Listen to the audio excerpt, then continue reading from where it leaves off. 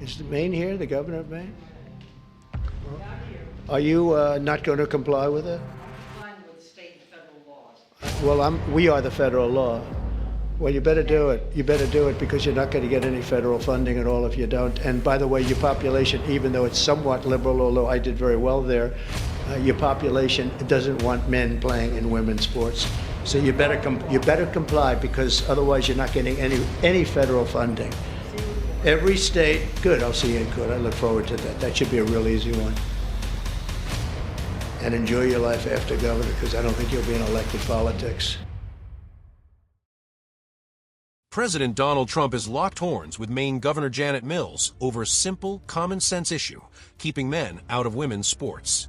What started as a policy disagreement has exploded into a full-on battle, with millions of dollars in federal funding on the line, and a governor who's buckling under pressure she swore she'd resist. This isn't just about sports, it's about who gets to call the shots in America, and whether our leaders have the backbone to stand up for what's right. Spoiler alert, Mills doesn't. Let's unpack this, expose her retreat, and show why Trump's stance is a win for fairness, tradition, and the American way. It all kicked off on February 5th, 2025, when President Trump signed an executive order titled, "Keeping Men Out of Women's Sports." The directive was clear.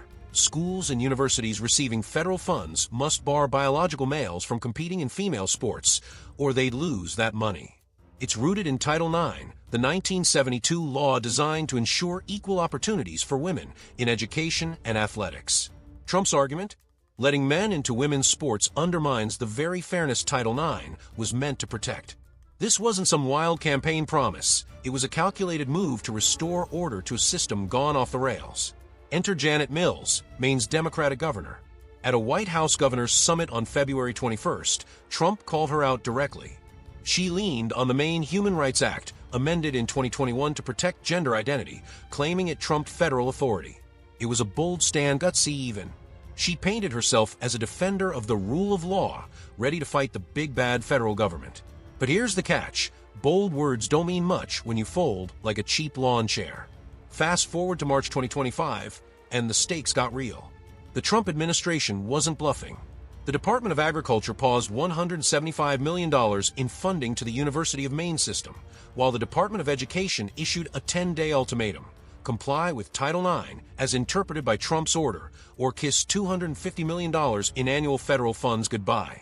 That's $250 million, money for school lunches, special education, research, and rural communities. Maine's 8 public universities, already stretched thin, faced a crisis. And Mills? She'd painted herself into a corner. This wasn't just a financial hit, it was a test of resolve. Trump doubled down, demanding a full-throated apology from Mills herself on March 22nd via Truth Social, saying the state's apology wasn't enough. He wanted her to admit she was wrong and promise never to challenge federal authority again. Mills fired back in Bangor 2 days later, insisting her fight was about the rule of law, not sports. But the cracks were showing. By mid-March, the University of Maine system caved, agreeing to ban transgender athletes from women's sports to secure the funds. Mills' defiance evaporates faster than a puddle in the desert. Let's call it what it is, a total collapse. Mills talked a big game, court battles, constitutional principles, standing up to Trump, but when push came to shove, she didn't deliver. The university's surrender left her isolated, her tough guy act exposed as a sham. She didn't even try to rally her state's legislature or legal team to fight back. Instead, she let the feds steamroll her, proving she's more about optics than action. This isn't leadership, it's cowardice dressed up as virtue. Compare this to history. In 1832, South Carolina threatened nullification over federal tariffs, and President Andrew Jackson didn't flinch. He promised to hang the first rebel he caught. Mills, facing a modern-day federal showdown, didn't have a fraction of that grit. She's no Jackson, and she's certainly no hero of states' rights.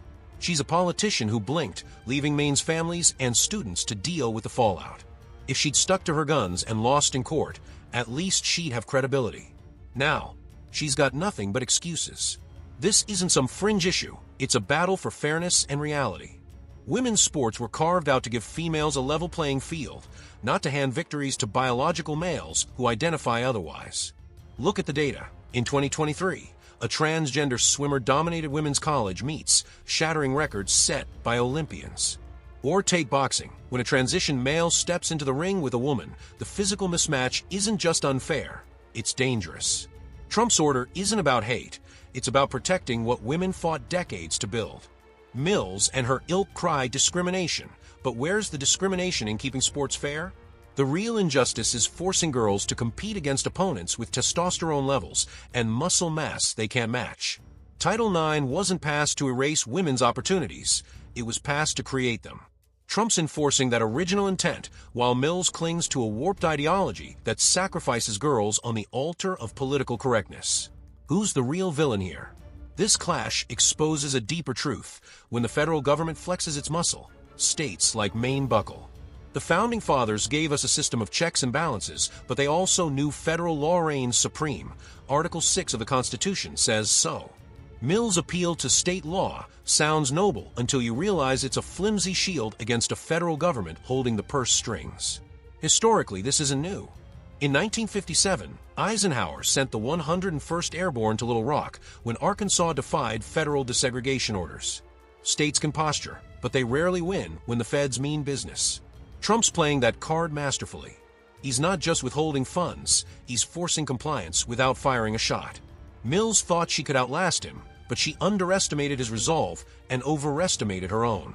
Now, she's a cautionary tale. Defy the feds at your peril, especially when you're bluffing with an empty hand. For those of us on the right, this is bigger than Mills or Maine. It's about defending tradition, biology, and common sense against a radical left that's lost its grip on reality. Sports aren't a social experiment, they're a meritocracy rooted in physical truth.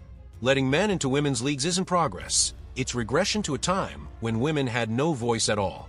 We fought for equality, not erasure. Look at the culture war writ large. The left pushes gender fluidity everywhere, schools, bathrooms, now sports, while dismissing the majority who see through the nonsense. Polls show 70% of Americans oppose transgender athletes in women's sports. Trump's tapping into that, and Mills' retreat proves the silent majority's voice still carries weight. She's not a martyr for liberty, she's a casualty of her own bad bets. So where does this leave Maine? The universities got their money back, but at what cost?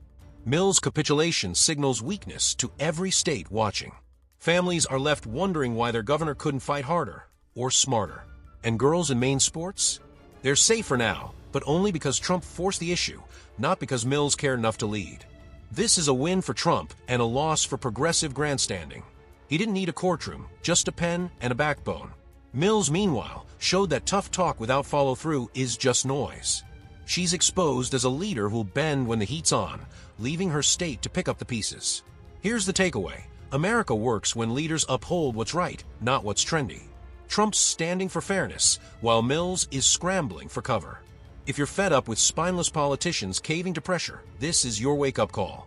Share this video, sound off in the comments, and let's keep pushing back against the chaos. The culture war's not over, but battles like this show we can still win. Until next time, stay sharp, stay vocal, and let's keep America great.